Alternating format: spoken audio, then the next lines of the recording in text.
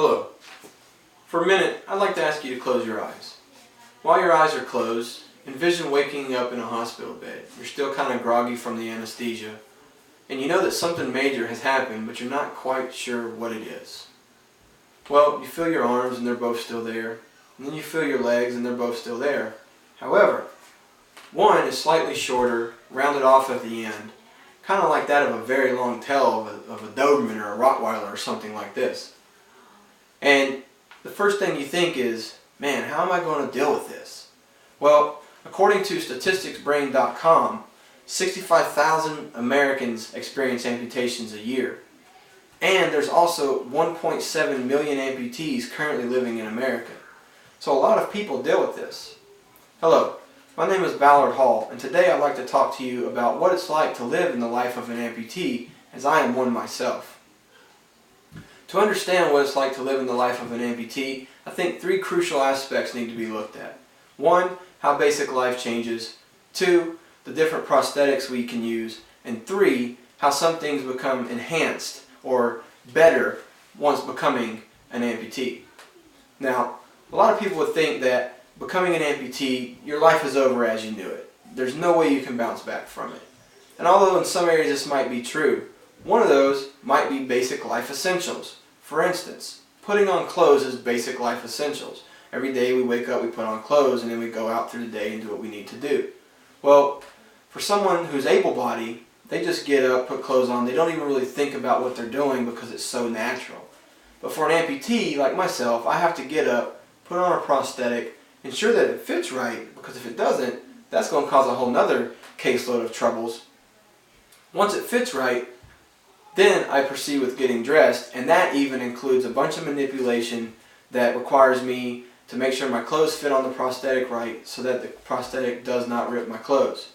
Now, whereas an able-bodied person might take about 3 to 4 seconds to just slip on a pair of pants, an amputee like myself, it takes about 30 seconds to make sure everything's on correctly and fits properly. Now, let's look at another thing, stairs. I live in a townhouse which is 3 stories and has a lot of stairs, as you could assume. Stairs, for the normal person, you just right up the top and you're up to the top. Well, for me, I don't anywhere. I'm very slow and methodical, because if I don't do it that way, then I'm going to come tumbling down or something of that nature. So I have to go stair to stair, stair to stair. I don't just go one over the other and go right to the top. Now, luckily for me, there's been a lot of smart people out there who's created prosthetics that allow me to do some things with a little more of a sense to it. So let's talk about those legs. I have a walking leg, a running leg, a cycling leg, a swimming leg, and even a leg that kind of does some of those things together.